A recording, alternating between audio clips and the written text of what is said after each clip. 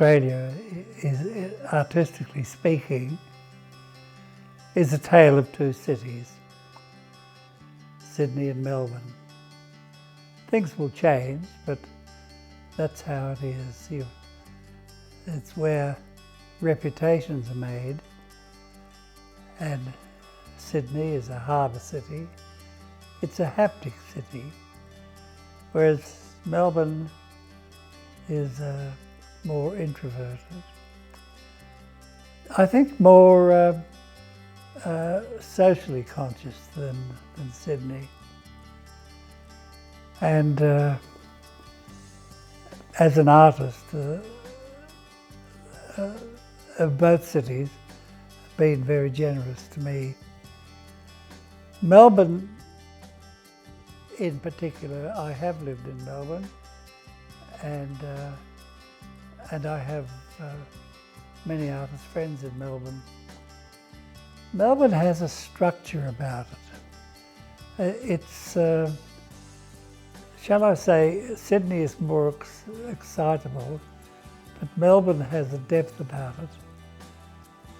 And I'm extremely grateful for the support that I've had from Melbourne, doing big things in the entertainment centre for the operas, and generally speaking, sort of my work has always been very much appreciated, and I appreciate that very much. Melbourne is a city of structure. It's a city of great Victorian gardens, and the notion that it should have a sculptured walk is right in the character of understanding what Melbourne essentially is. Sculpture is scarcely a subject these days that emboldens what Victorian sculpture was, in which that monarchs, important people, had sculptures erected in their memory. This notion is different, and its composition is one of variance and surprises. And I think that to have that kind of surprise element, a walk element, in these wonderful gardens is a very fine innovation. I would expect it in Melbourne, and I wouldn't expect it in Sydney, because somehow Sydney doesn't seem to think that way. But such a walkway would be a great success.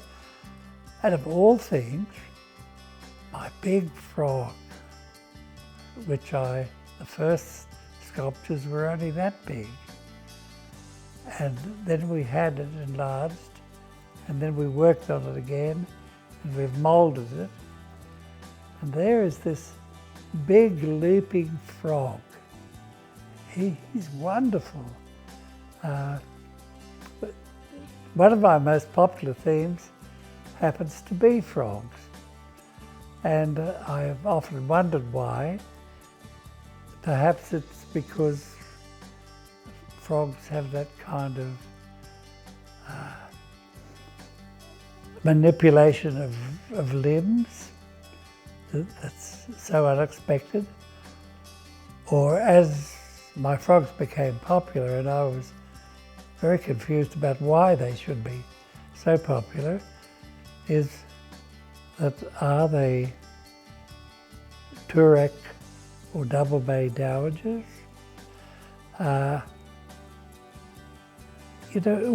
What are they? And frogs also, we know, are very, very sensitive to environments, and that a pond that is not, say, biologically viable, there are no frogs. So my frog is an announcement. Look, here I am. I'm sure people will get a great deal of delight out of that.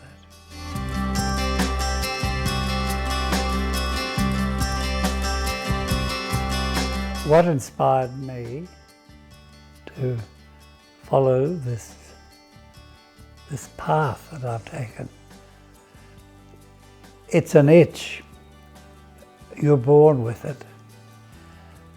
Right from the earliest age that I can remember, I was scribbling in my mother's cookbooks.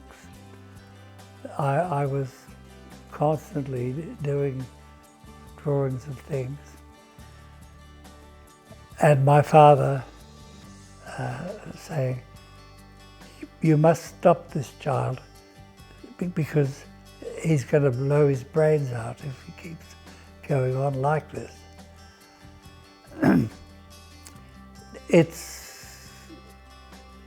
It's a question of what I am. I am this, as a dog is a dog. And this is what I've always done. And the struggle that it involves, the learning that it involves, is sort of part of being an artist. And well, the interest in landscape, it's really an interest in the sense of place. Here I am in this place, in this landscape, and it makes and molds you. It's a kind of a sensitivity to where one is, and that's why I've never really been taken with the idea of internationalism, which is a kind of visual Esperanto, but a sense of place is so vital in art. Can we imagine Dickens without London, Mark Twain without the Mississippi, or Tom Roberts without the Australian landscape? We cannot, but it's that understanding, it's that sensitivity to one's environment that gives a richness to one's work.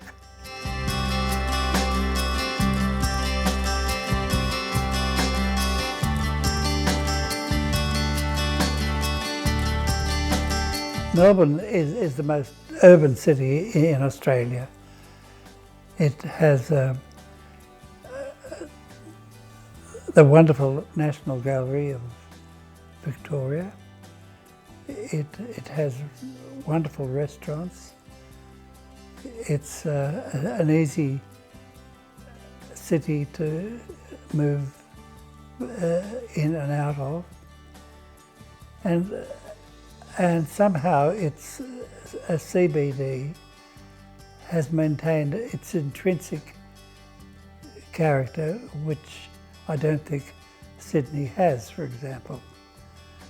That Sydney is much more extravagant in its appreciation,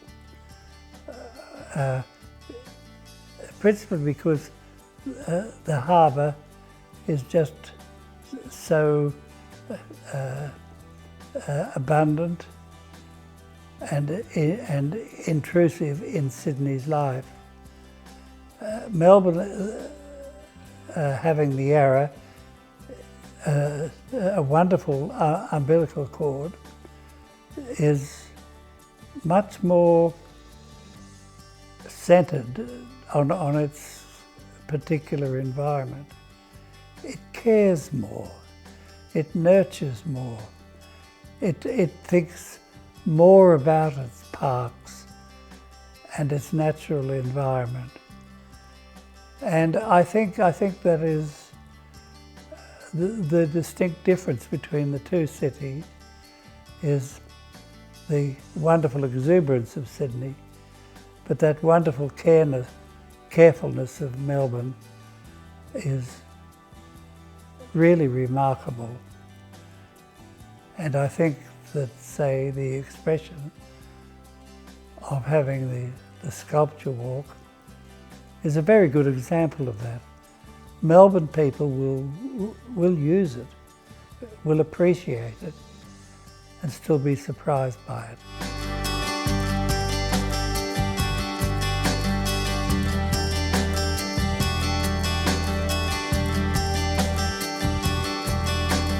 There is the question of art, science, and creativity. How do they coexist? They coexist because they rely on intuition. That they're not content with just the known, they're prepared to make that leap, that intuitive leap that moves things forward and changes our ideas to its proper place. It acknowledges in the arts as in science that nothing is stationary, that what is required is to hazard, to guess, to try. They are arts of probity, of attempting to understand further.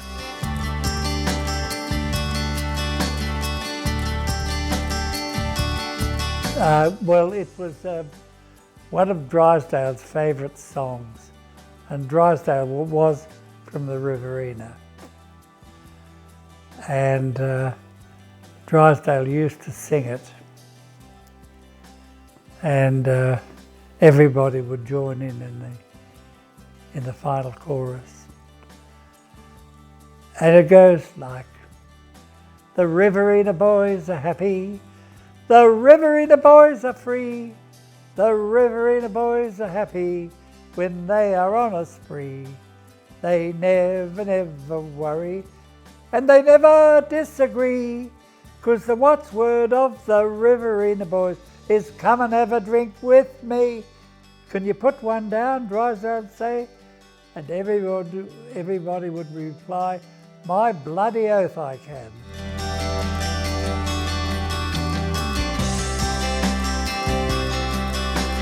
Well, hello Eddie, I'm sorry I'm not there.